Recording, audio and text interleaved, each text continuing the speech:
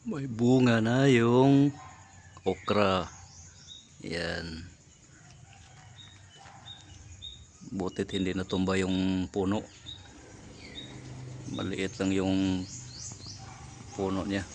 Yan, meron ng bunga po. Itong isa, meron na rin. So, bali apat na puno lang ito mga agaw. Pang konsumo. Nasa 8 po ito. 4 lang yung natira. Ito naman ay mga sili ko dito. Yan.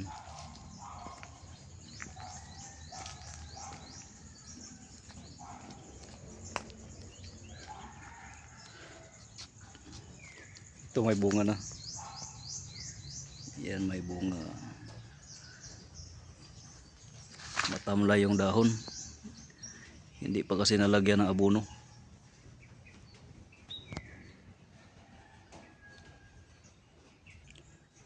Ito namang sili na to. Pagkatapos na harvest ay dahan-dahang naninilaw yung dahon. Pero meron pa rin po yung mga bunga. Mga bagong bunga.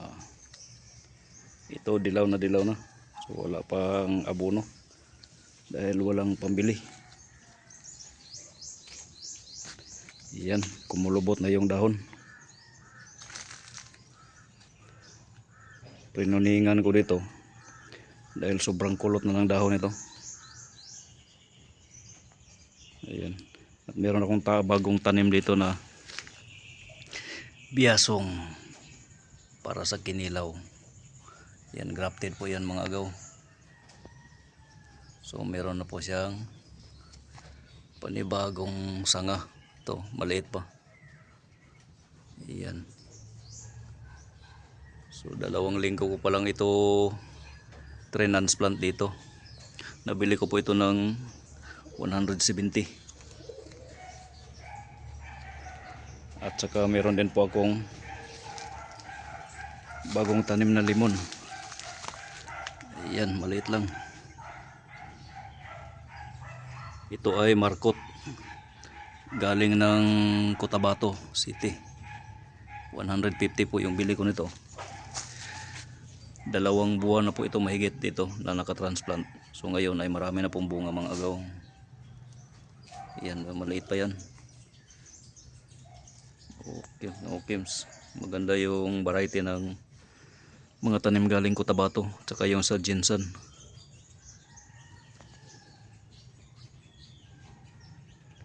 Yung kangkong ko ay nananamla yung dahon. Dito sa ilalim ng puno ng apple mango ay nagtanim din ako ng yan, kamote tops o tawag dito sa amin tinangkong or oropa. Yan, may dahon na. So 1 week pa lang po ito na tinanim ko. Yan, madali lang po itong yumabong yung ganitong klaseng gulay. Basta palagi lang pong dinidiligan ay yayabong ito ng gusto. Naabot po sa punto na sobra-sobra na po. Kaya puputulin din po para hindi masyadong makapal dito sa area na to ang kanyang mga dahon. Baka pamahaya ng ahos.